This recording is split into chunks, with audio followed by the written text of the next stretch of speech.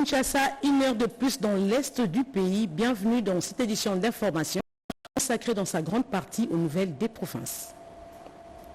Nous débutons ce journal par le président de la République, Félix Antoine Tshisekedi Tshilombo, qui a pris part aujourd'hui par visioconférence au sommet de la Troïka de l'organe de la communauté de développement de l'Afrique australe.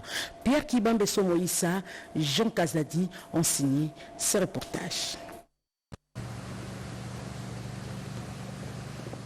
Avec ses pairs, les chefs d'État de la communauté de développement de l'Afrique australe, le président de la République Félix Antoine Tshisekedi Tshilombo a participé ce jeudi 6 mars par visioconférence au sommet extraordinaire de la Troïka de l'organe de la SADC. Le sommet a réuni la présidente de la République unie de Tanzanie, présidente de l'organe de coopération en matière de politique, défense et sécurité de la SADC, Madame Samia Suluhu, les chefs d'État membres de l'organe de la SADC et les chefs d'État des pays contributeurs des troupes à la mission militaire de la SADC à RDC. Dans son allocution, le président de la République a d'entrée de jeu exprimé ses sincères condoléances aux familles des soldats qui ont donné de leur vie sur le sol congolais. Leur sacrifice symbolise la solidarité qui unit nos nations, a dit le chef de l'État. Le président Félix a stigmatisé la situation critique dans l'est de la République démocratique du Congo avec l'offensive en janvier dernier des rebelles du M23 soutenus par le Rwanda, prenant Goma puis Bukavu en février, entraînant une crise humanitaire dramatique. Le chef de l'État a, dans son évaluation de la situation, indiqué que les forces de la SAMI d'IRC se retrouvent vulnérables, encerclées dans une ville assiégée par le M23 et l'armée rwandaise, coupées de leurs approvisionnements, privées d'accès aux infrastructures stratégiques. L'adoption de la résolution 2773 du Conseil de sécurité des Nations Unies est un tournant majeur, a souligné le chef de l'État. Elle établit clairement la responsabilité du Rwanda dans la déstabilisation de la RDC et exige le retrait immédiat du M23. Elle réaffirme la souveraineté de la RDC. Cette résolution soutenue par les membres africains du Conseil de sécurité offre une clarté nécessaire et renforce l'urgence de relancer le processus de Luanda et de Nairobi, a renchéri le président de la République. Dans l'est du pays, le coordonnateur national des jeunes leaders, Christian Chaouri, a sensibilisé la population de Bunia en Ituri sur l'éveil patriotique en vue de résister contre la politique d'envahissement de cette partie du territoire national. Les points avec Junior Selemani. La coordination provinciale de jeunes leaders de l'Ituri s'arrange en ordre de bataille pour mobiliser les Ituriens à la prise de conscience pour s'opposer à tout mouvement subversif contre la République. À toute la jeunesse de l'Ituri d'une manière particulière, de ne pas se laisser manipuler par ces inconscients qui visent piller nos richesses, qui visent nous dominer et qui veulent exterminer le peuple congolais pour installer le peuple étranger. J'invite la jeunesse à ne pas céder à la division, parce que ces ennemis de la paix veulent nous opposer à nos autorités. Tout patriote congolais, en ce moment, doit cesser d'abord l'aspect de l'opposition. L'on doit voir la patrie. Le coordonnateur national de cette structure juvénile, l'ingénieur Christian Chaouri, demande à la population de l'Ituri de prêter main forte aux forces armées pour venir au bout de forces négatives qui cherchent à déstabiliser non seulement la RDC, mais aussi l'Ituri. Je demande à ceux-là qui sont en train de semer le trouble ici de lac Albert, nous leur disons qu'il est temps d'être aux côtés de FRDC, de dénoncer tout cas suspect, mais aussi que nous puissions être tous vigilants. Ceux-là qui sont patriotes comme nous, de se joindre à nous, afin que nous puissions renforcer les rangs de FRDC, que nous puissions entrer dans la rade pour que nous puissions tous combattre l'ennemi. Et les vrais Ouazalendo doivent être connus et visibles ici en province de l'Ituri, parce que nous en faisons déjà partie et nous avons besoin que les autres viennent aussi pour que nous puissions ensemble combattre cette agression rwandaise. À tout état de cause, l'administration militaire est déterminée à mettre hors d'état de nuire les ennemis de la paix, d'où la population de l'Ituri est invitée à redoubler la vigilance, la dénonciation et soutenir le pouvoir légalement établi. Par contre, la province du Haut-Ouélé, après les étudiants, c'est le tour des élèves d'Issiro d'être sensibilisés sur le contenu de l'hymne national par le gouverneur Jean Bakoumito. La campagne des veilles patriotiques dans son entité, le gouverneur du Haut-Ouélé ne lésine pas sur le temps. Tôt le matin du lundi 3 mars 2025, Jean Bakoumito Gambou s'improvise au traditionnel salut au drapeau à l'Institut technique et commercial et administratif de Téli, l'une des écoles de grande renommée de la ville de Ici, il chante avec les élèves enthousiasmés l'emblématique hymne national, le debout congolais. Après les mots de bienvenue de Madame le préfet et un véritable patriote, le gouverneur revient sur la pertinence du message contenu dans cet hymne avec à la clé l'amour de la patrie. Mais il n'oublie pas d'exhorter les filles à bien se prendre déjà en charge avant de rendre hommage au corps enseignant pour son dévouement. Je suis venu rendre compte de la manière dont les élèves sont encadrés, mais aussi les encourager. Également, le personnel enseignant. Ils font un travail formidable. Nous avons fini par encourager un peu plus la jeune fille qui a de la place au gouvernement. La première ministre, c'est une femme. Et il était important que ce matin, nous chantions l'hymne national ensemble. Nous devons aimer ce pays. Et les élèves doivent comprendre l'essence de l'hymne national. Il ne suffit pas de chanter, mais de comprendre également qu'est-ce qui est dit. Et c'est grâce à ça qu'ils vont augmenter le sens du patriotisme. Une leçon d'éducation civique bien assimilée par les élèves qui vont jusqu'à remercier les chefs de l'État et les rassurer de leur soutien. C'était génial, il nous a parlé de plein de choses, il a dit l'école est la base de tout, la gratuité, les gens qui n'avaient pas de moyens, que nous puissions nous assortir, payer les frais scolaires. Notre président, Félix Antoine Tshisekedi Tshilombo, il dirige très bien le pays. Nous les soutenons beaucoup dans les efforts qu'il fait. Les vaccins sur la patrie ou la mort, les enseignants et leurs élèves de l'IT4 ont bien réussi leur dose.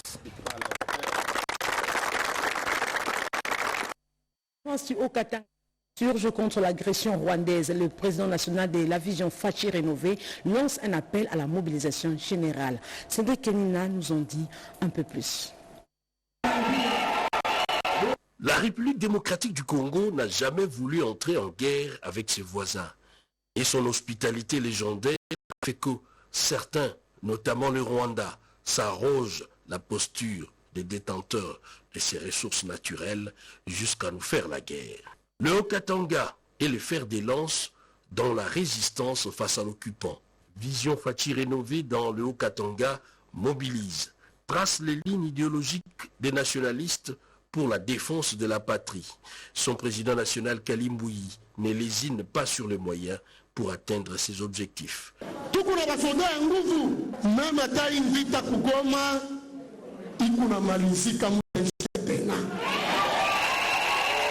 La jeunesse est mobilisée, l'élite également, pour faire échec au plan de balkanisation concocté dans les officines à l'étranger avec la complicité de certains compatriotes. Kalimbouyi sur les images appelle à la vigilance et à dénoncer.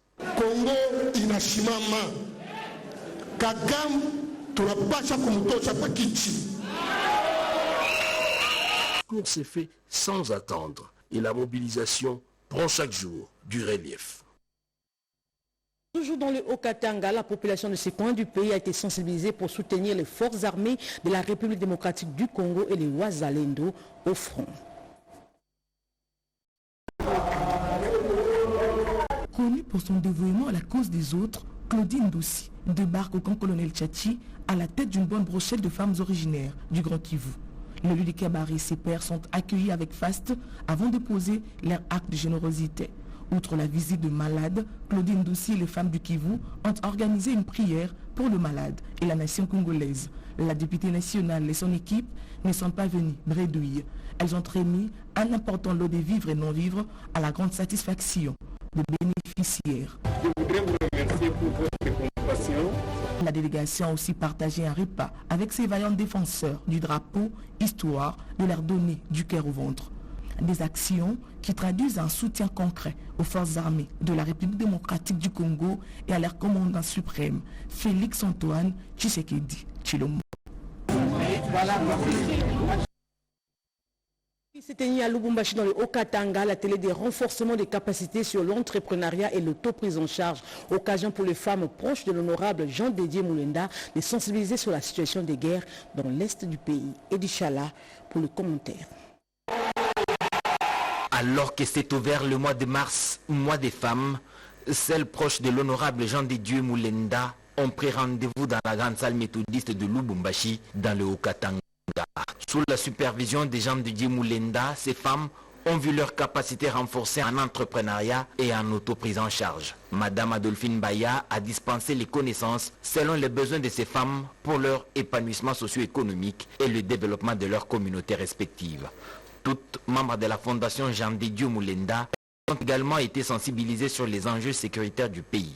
Accompagné de l'honorable Francine Maoua Kasongo, Jean Dédié Moulenda a saisi l'opportunité pour rappeler à ses compatriotes femmes leur devoir civique de soutenir les institutions du pays, tant au niveau provincial que national. C'est d'abord le message de l'unité, de sensibiliser nos membres de la fondation Jean Dédié Moulenda à rester unis derrière le chef de l'État, derrière les institutions de la République et de la province. Nous voyons ici le président de la République, Félix Antoine Tshisekedi, et en province, nous avons le président de l'Assemblée provinciale du Haut-Katanga, honorable Michel Koué Mwamba, et notre gouverneur, Jacques Aboula Katoué Wandani. Bien avant, dans la salle de l'ONG Salam Afizi au quartier Bel Air à Lubumbashi, ces 7 structures se sont penchées sur l'évaluation stratégique des actions menées sur le terrain.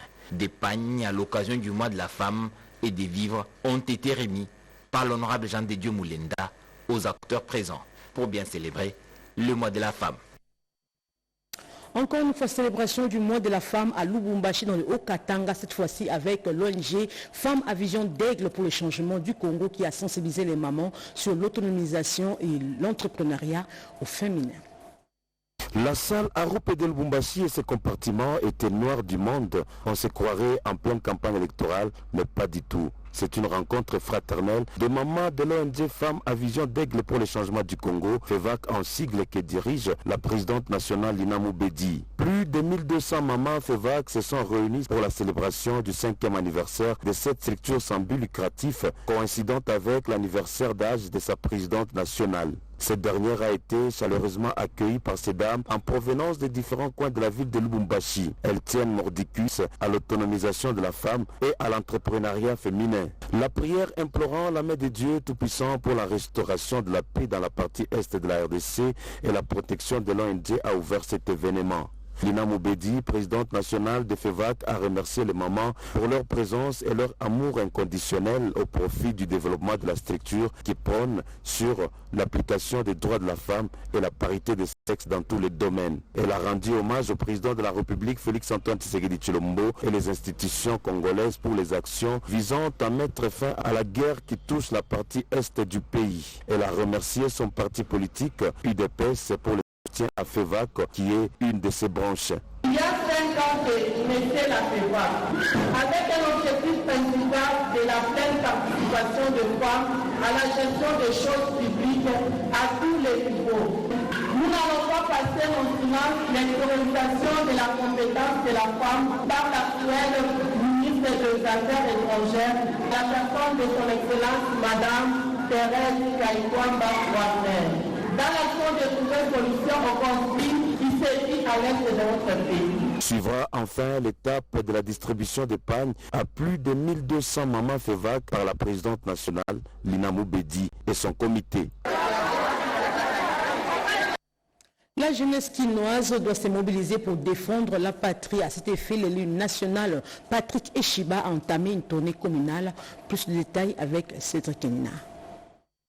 Derrière le chef de l'État Félix Antoine Tshisekedi, c'est toute la nation qui s'active pour défendre la patrie en cette période d'agression rwandaise. Le président du mouvement politique Le Centre vient de hausser les tons pour condamner ces actes barbares de la part de Kigali et appelle tous les Congolais à une mobilisation générale. Le combat que mène notre peuple aujourd'hui, derrière son commandant suprême, son Excellence Félix Antoine Tshisekedi, nous concerne tous. C'est le même combat de la préservation de notre indépendance, de notre intégrité territoriale et de la dignité de notre peuple face à un pouvoir tyrannique et diabolique qui n'a pour seule ambition que faire capituler notre nation, la balkaniser et la coloniser, au moment où ces efforts diplomatiques commencent à produire leurs effets, en réveillant le monde, en lui montrant le vrai visage de ce régime tyrannique rwandais, animé par la seule volonté de soumettre et de vassaliser le Congo. Germain Kambinga a aussi, au cours de cette tribune, condamné toute légitimation du mouvement AFC M23 et aussi l'une des dernières sorties médiatiques de l'ancien président de la RDC. Ces propos, me semble-t-il, sont assez graves.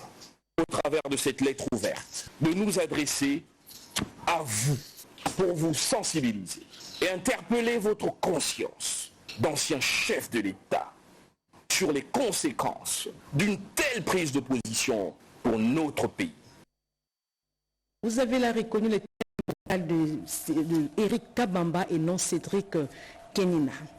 Poursuivons ce journal, le 4e forum sur la vaccination et l'éradication de la polio en RDC a ouvert ses portes hier à Kinshasa. A été présidé par la ministre de la Santé publique en présence de quelques personnalités de l'Assemblée provinciale du Lualaba. La délégation du Lualaba, conduite par l'honorable Jean-Marie Kasséa, président de l'organe délibérant du Lualaba, prend part au 4e Forum national sur la vaccination et l'éradication de la polio en RDC qui se tient dans la capitale RD congolaise. Ces assises, tenues à l'hôtel du Fleuve, est présidée par le ministre de la Santé publique, Hygiène et Prévoyance sociale, représentant personnel du chef de l'État. Le coordonnateur national du programme élargi de vaccination a relevé l'impact de telles assises au pays. Après une retransmission en direct des différents messages de partenaires du gouvernement congolais sur leur engagement à l'éradication des épidémies au pays, notamment la polio, le ministre de la Santé publique, Hygiène et Prévoyance sociale a renchéri en revenant sur les réalités et engagements menés par le gouvernement congolais. La vaccination est un droit fondamental et responsabilité collective. Chaque enfant congolais mérite un avenir sans poliomyélite, sans rougeole, sans maladie évitable, et notre engagement aujourd'hui déterminera la santé des générations futures. Sous sa casquette d'autorité budgétaire, l'honorable président Jean-Marie Kasséa a salué à sa juste valeur les efforts du chef de l'État et promis son accompagnement dans cette lutte menée beaucoup plus du point de vue sensibilisation. Nous devons conjuguer des efforts pour éradiquer la poliomyélite. Vous savez, aujourd'hui, il y a autant de jeunes, des enfants qui ont cette maladie.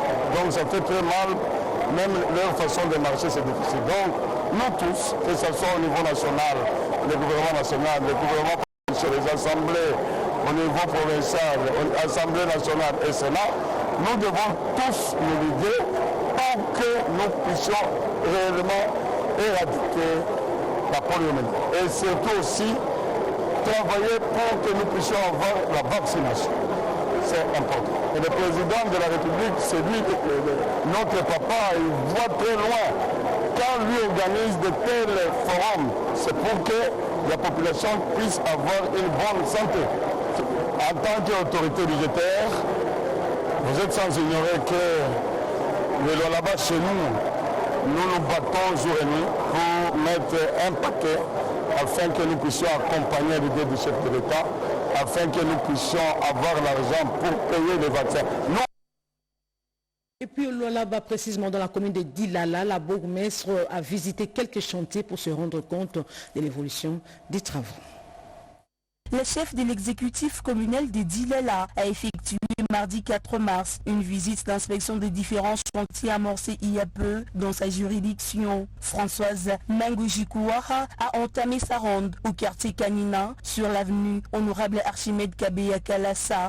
Sur place, les travaux de construction des drains pour l'évacuation des eaux se poursuivent normalement à la grande satisfaction de ces riverains. Nous remercions l'autorité qui s'engage pour faire tant soit peu avec les moyens de bord, les peu que nous voyons.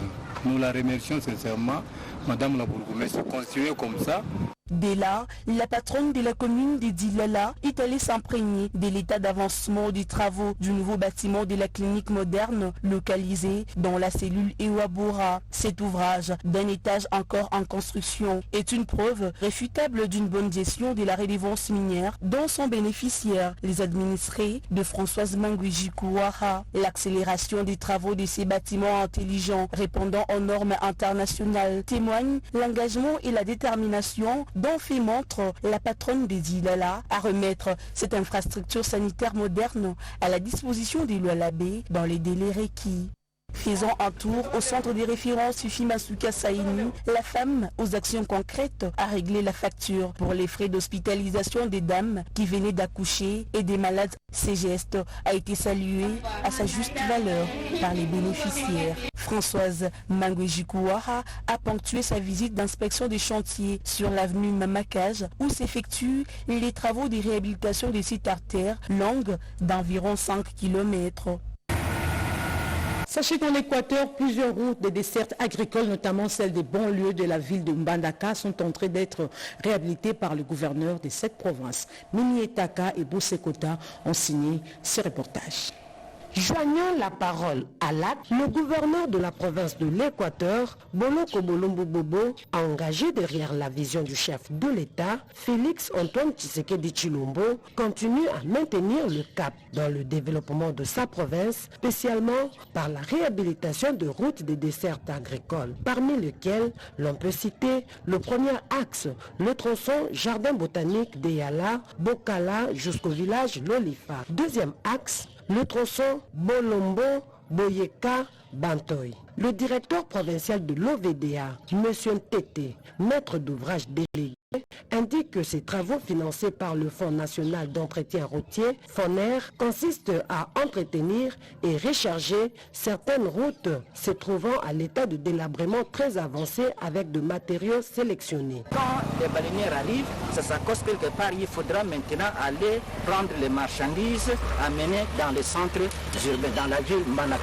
Voilà, le gouverneur s'est impliqué personnellement, nous sommes avec lui au chantier, on est en train de travailler pour l'intérêt de la population.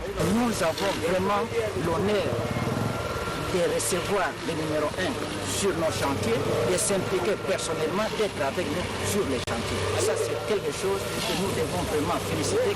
Les bénéficiaires de ces ouvrages, quant à eux, félicitent et remercient le chef de l'exécutif provincial pour cette volonté politique. Au Maniema, la troisième promotion de formation des éco-gardes du parc national de la Lomami a été lancée officiellement par le gouverneur de cette province, Moussa Kaboubi. Des échos.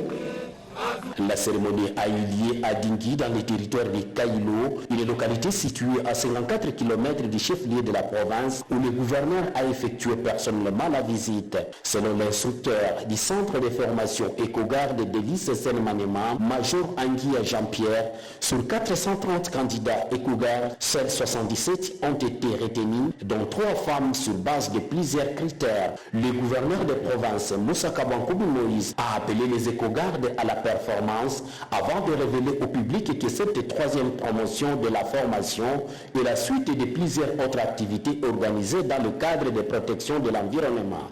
La suite, c'est que nous avons commencé à faire déjà dans le cadre de la province.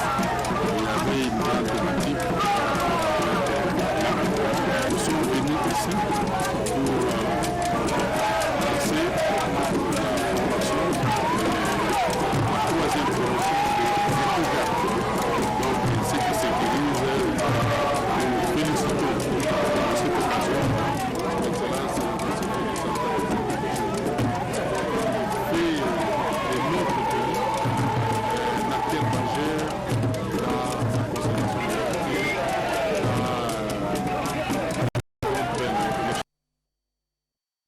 En rapport avec la situation sécuritaire dans l'Est du pays, la coordination nationale de la jeunesse responsable appelle à l'unité et à l'engagement patriotique. Reportage. Mobilisation, Unité pour défendre l'intégrité territoriale reste le leitmotiv de la dynamique jeunesse responsable qui tient à fédérer toutes les énergies pour gagner la guerre d'agression nous imposée par le Rwanda. Jesse Bukasa Chimbalanga appelle toutes les forces vives derrière le chef de l'État et le FARDC. À nous, jeunes Congolais, l'heure est à la mobilisation. Ne nous laissons pas distraire par des clivages stériles. Ne nous laissons pas manipuler par des intérêts égoïstes. Restons unis, concentrés sur le bien-être du peuple et sur la préservation de notre nation.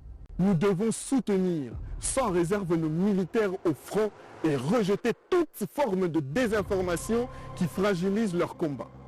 Nous, jeunesse responsable, sommes prêts à accompagner le chef de l'État dans cette initiative d'union nationale afin d'y apporter notre contribution d'éveil patriotique, de mobilisation et de conscientisation de la jeunesse. La victoire est dans la conjugaison des efforts de chaque Congolais pour une paix durable. Suivez ce qu'a été les nouvelles orientations données aux artistes de la province du Mai-Ndombe, prise de précision dans ces reportages. Le ministre provincial en charge de la culture et art, son Excellence Alexis Mputu-Bonzali, a reçu ce vendredi 1er mars 2025 les artistes de la province de Mai-Ndombe à Inongo dans la salle épiscopale.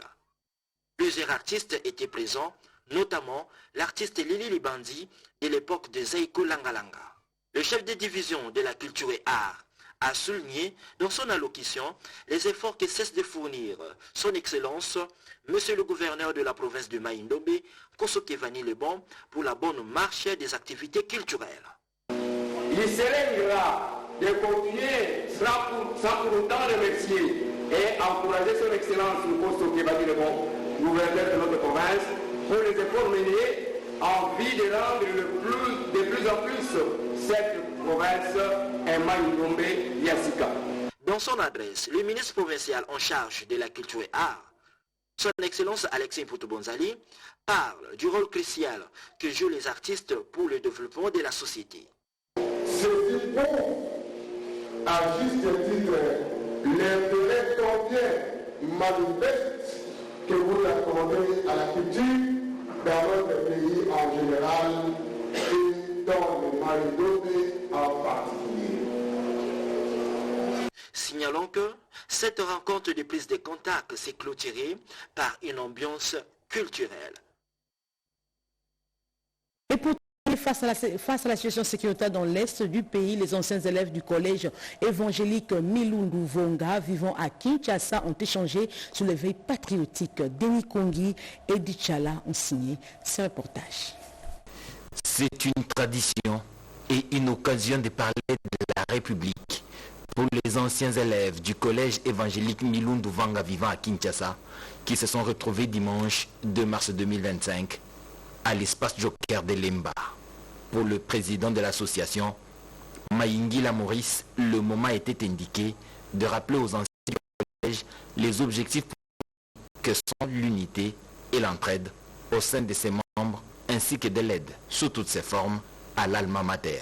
S'agissant de la situation sécuritaire préoccupante dans l'est de la République démocratique du Congo, les anciens du collège évangélique Milundu Vonga partagent la douleur que ressentent nos frères et sœurs des territoires sous occupation rwandaise qui sont victimes de nombreuses exactions consécutives à une agression injuste. Ce soutien aux populations de l'Est s'exprime par le soutien aux forces armées de la RDC, et au président de la République. Pour les anciens du collège vivant à Kinshasa, sur le front spirituel, ils peuvent être d'un apport. Nous ne cessons d'implorer la grâce de vous sur tous nos frères à l'Est, victimes de nombreuses exactions liées à une guerre d'agression injuste et qui ne savent pas à quel sens s'ouvrir. Les anciens du collège Milundu Vonga n'ont pas coupé le cordon ombilical avec leur alma mater. Ils ont jusque-là fourni les ouvrages à la bibliothèque du collège, un groupe électrogène et des microscopes pour son laboratoire. Mais 60 ans après, les bâtiments du collège sont vétustes et présentent un visage piteux. De ce fait, ils ont saisi la balle au bond pour lancer un cri d'alarme à toute personne de bonne volonté de leur venir en aide afin que cet établissement soit réhabilité.